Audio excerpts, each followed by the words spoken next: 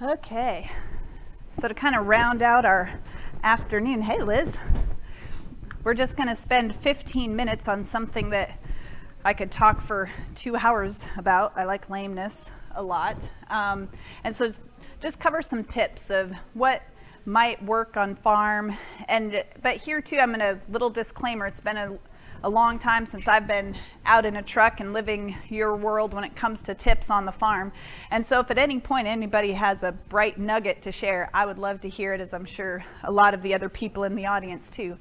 But I'll just kind of point out some things that have maybe worked for me in the past and work for me now on the occasion that I do get out of the hospital and get on farm. So one thing that I would like to bring up at first is, lameness is a big deal. And especially when we look on the dairy side, they look at the economic losses associated with lameness, whether it's in milk production or days back to breeding.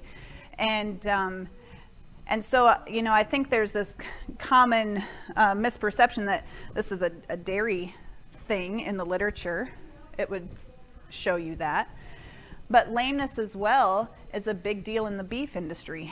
And so when we look at lameness in general, anymore, I would say even in the last 5 years, there has been more emphasis, if you look at feedlot cattle, and especially with the Zilpaterol issue and the lameness and mobility problems that they've seen there, that this is becoming a bigger issue in the beef world, hairy heel warts and all those other things, that we're just starting now to have discussions about it and, hey, how can we take care of this? One thing that we know is that lameness a lot of the time is in the foot, and 80% of the time you are going to find lameness in the foot. That also means 20% of the time we are not. So don't just assume it's the foot, and we're going to talk about some things here, but 80% is in the foot. 80% of that is in the hind legs. And if you think about weight distribution, that might make a little bit more sense. And if we look at bulls specifically, where they're being asked to use their hind ends a lot more than the other representative cattle, then it really doesn't it's not all that surprising that most of it's found in the hind legs. And in the hind legs, the majority of it's going to be in your lateral claw.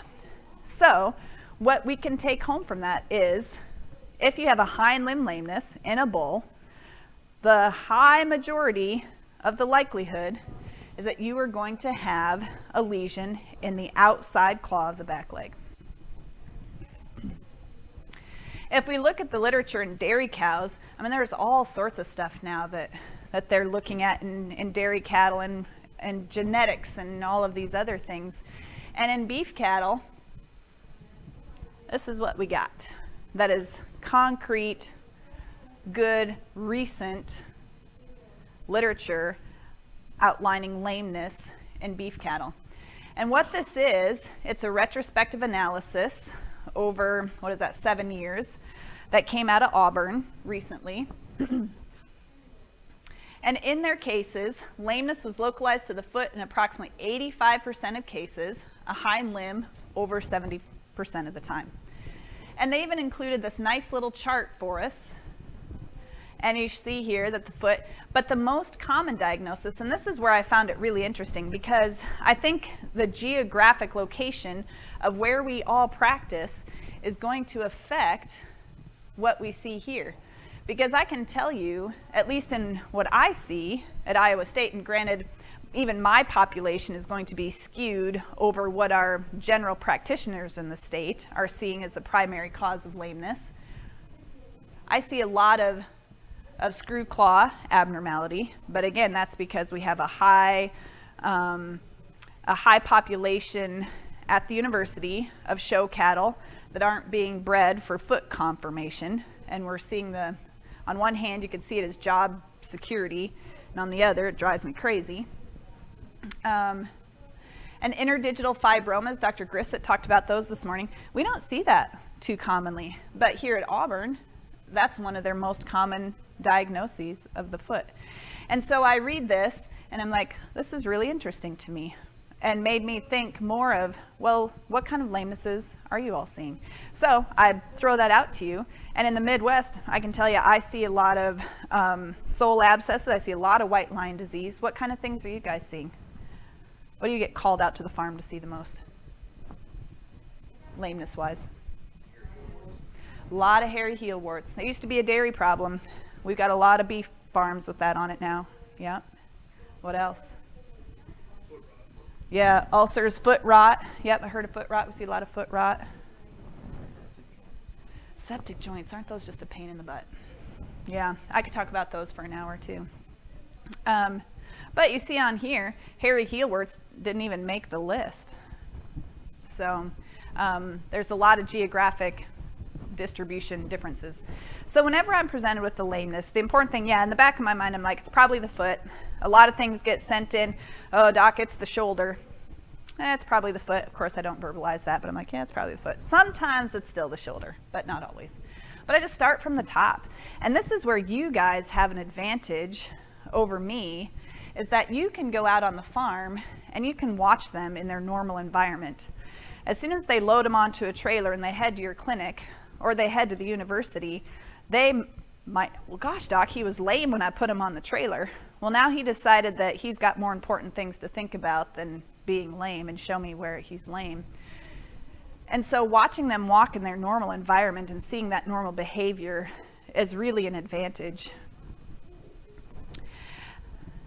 And then complete your exam in a chute and take all the mud off of their feet. And I mean all of the mud.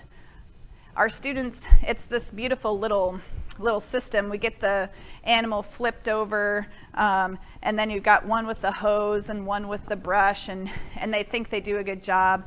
And I'm like, you still got a whole bunch of caked on manure and stuff, and they sure as heck, they brush that away and there's a hoof crack underneath there.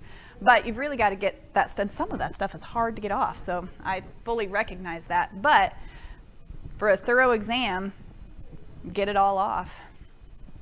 And then this is the other thing that I have finally come to terms with, is you need a few things. Hoof testers. It doesn't have to be fancy. It doesn't have to be those really expensive equine foot testers, although if you do foot work, you can use those big fancy equine foot testers on a cow, and I highly encourage you to do that.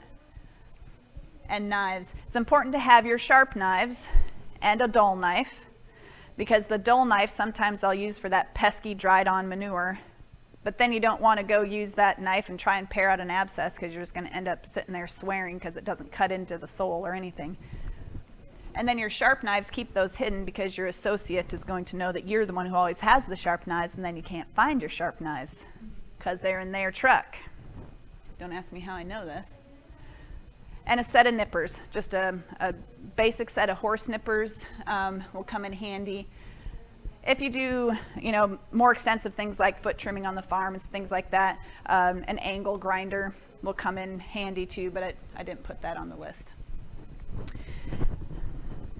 So this is a video of a bull that I really love it when referring practitioners send me videos and pictures of things, and I find it so incredibly helpful, because when they finally got this bull loaded, and sorry about the quality of the image, when they got this bull loaded here, I would call him about a grade 3 of 5 lame. And there's a lot of different lameness scores and mobility scores, and I'm not going to go into that, just use what works for you. And he's really favoring his left hind leg. When he got to the clinic, you could barely see that he was lame, and most of it because he was amped up and he didn't really want to be there. And so don't be afraid to take videos of how it looks. If you have to send it off somewhere, that video can really provide a lot of help to whoever is seeing it. I do want to break away, and if you have a non-weight bearing lameness, we should have 3 things on our list of rule outs. And I'm talking cows, I'm talking horses, I'm talking goats. Number 1 is maybe you have a fracture somewhere. And there isn't always a whole lot of swelling if you have a fracture, say P3 is fractured. There's not going to be a whole lot of swelling associated with that. And even sometimes we'll get femur fractures that they hide the swelling pretty well in the initial 12 hours of that. Consider a septic synovial structure. So I'm talking navicular bursa, extensor tendon sheath, flexor tendon sheath, or joint sepsis. And then here I put closed space infection. And you can kind of lump that, well, geez, Dr. Schleining, if they have a coffin joint infection, that's closed space. Yep, sure is.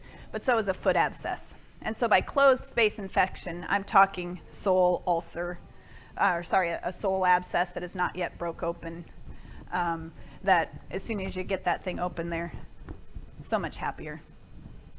We talked last time about restraint, and when we're doing footwork and lameness exams on farm, I don't know, how many of you even have access to someone who has a tip chute, a portable tip chute if you needed it? Yeah, it's not very common. In certain areas, I know I've got some friends that practice up in Wisconsin, and they have foot trimmers that they work with that have tilt chutes that they'll bring out if they need them and things. So you have to resort, and they make a lot of different devices that very nicely pick up the foot for you. We talked about the rope tree 2 bubbas. So you're left with ropes. Or you can go back and use that K-stun or cast, but then you're relying more on your bubbas. And so maybe you just start in the chute and just imagine that there's a chute around this cow and you just tie the foot up. Some of them really hate this, and then they go down, and I totally get it. I've been there, and it is harder than heck. Well, I can't even get my hoof tester in under the animal and into the chute to even apply that thing. And so in that situation, maybe you go back and you're like, okay, I remember I was in Florida once, and I vaguely remember outside claw, back foot, maybe it's that. Let's go there first. Because again, you play your chances and you play your odds.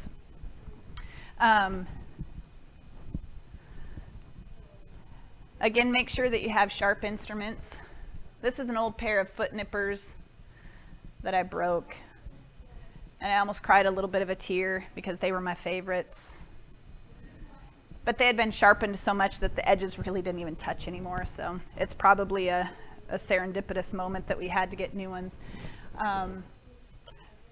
But even the small hoof nippers can help you quickly take off a lot of foot. If you have an animal that has a lot of sole, a set of half-round nippers are really going to save a lot of time for you, and especially in those situations where, okay, I've got a foot up now, but I might only get 10 minutes with this animal or less because it's just not cooperative. And then the thing, and for me, I have to keep things like simple and just looking, how does it walk? Does it want to put pressure on the heel? Is it trying to stay up off of its toes? And even sometimes you'll see as they walk, if they have a claw lesion on the outside claw, they've got that foot turned and they're trying to stay off of that outside claw, and they're preferentially trying to load the inside claw. So just watching them walk down an alley can really provide you a lot of useful information, and you just have to be observant. The other thing too, they don't have to be tilted on their side. Do you have swelling, and where is it? That can be a big clue. The nice thing about cows that I tell my students a lot, hey, you know what? They have 2 claws. You compare one, whether it's radiographs or whether it's their physical exam. Obviously, this outside claw, the heel bulb is about twice the size as the opposite inside claw. And because the swelling is mainly here, then we think anatomically what lives there and why could it be swollen. And so just break things down into their very simplest forms. Is there heat here? We've had bulls in before that you take a radiograph of this. Yeah, this thing is swollen, but there's no heat there. You take a radiograph and come to find out they had septic arthritis 4 years ago, and now this thing is just a big knot of extra bone because he's ankylosed his coffin joint. You can also have an animal that has no swelling, but they're lame, and you put your hand on their heels, you will feel the increased temperature at their coronary band if they have a sole abscess or white line disease. And just again, go back to powers of observation and just get your hands on them. At least I find very helpful. Something else is that in the Bovine Practitioner, this is way back in 2004, they published some recommendations and some guidelines for having a record system for when you see lameness. Coincidentally, all of these zones happen to correspond with a pathologic lesion. And if you think of the bottom of the foot as a zone, and you know, for example, that you get hoof tester sensitivity in zone 4, that means somewhere in zone 4 you have a sole ulcer or a sole abscess, because that's where they live. If you get sensitivity up in zone 5, you have a toe abscess, because that's where that is. 1 and 2, white line disease. I see a lot of white line disease. And that's where we get that septic arthritis then. So we see these big bulls, their white line is separated, they've gotten a whole bunch of manure and debris and stuff up their white line. Or we see sole abscesses that are non-resolved, works their way up into their coffin joint, and now you have septic arthritis and a big mess. But if you take time to become familiar with your zones, then that can really hone down on, okay, I have swelling, I've got heat, I've got foot pressure here, I know zone 4, sole abscess somewhere, get my sharp knife out and get that thing cleaned up. So here's just an example of that. Here's a sole ulcer in a dairy cow, zone 4. We got hoof tester sensitivity, and we know that's what we've got. Dr. Grissett's going to talk about how to treat sole abscesses. The one thing, I mean, we see quite frequently animals as kind of the vet on the farm is like, God, I paired out the sole abscess, but it's not better. And we get it in, and there's actually a whole lot of undermined sole associated with that that's still there. And so if you're seeing sole abscesses, the big take-home point is there, if the hoof wall is not attached, or the sole is not attached, it needs to come out. Otherwise, they just keep getting junk caught between the sole and your digital cushion, and then you start getting more problems than not. And so, sharp hoof knife and debride all of the unattached sole, and then protect it, but I'll let Dr. Grissett talk about that next. If you need a quick lameness reference guide, and I must say I'm not being paid by Zinpro at all to tell you this, they have a cattle lameness book. It's $50. You can get it an ebook, or it's a soft cover book. It has beautiful pictures in it. And etiologies. You have a sole ulcer, this is why it happened. This is what it looks like, this is what you do about it. Oh, and if you feed Zinpro supplements, there's probably less incidence, is what the book says, of course. But I would tell you, it is a really nice reference guide that's got pictures, it's got that scoring system, as well as on the Zinpro website, they have really great examples of different mobility scoring scales for both dairy and beef cattle. And so I use that quite a bit. All right, we've got just a couple minutes left for questions. So,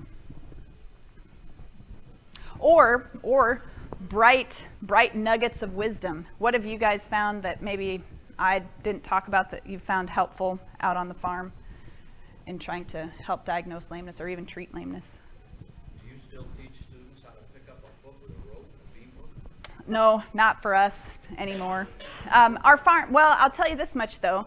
So I work with a couple of really great practitioners that do all of our ambulatory work, and they do still have to practice that way. But yeah, our students. But were you here before for the knot tying session? That is like a no. So on this last session, we talked about restraint and the importance of knowing knots and ropes and different methods of doing things. You know, when I was in school, I was like, oh God, this is so old school. Why are we doing this? And now I'm like, oh my God, we need to do this more because it really comes in handy. So. Pretty hard to work on a hind foot with a beef cow without having a way to Absolutely. Yep. Yep. All right. Well, thank you very much.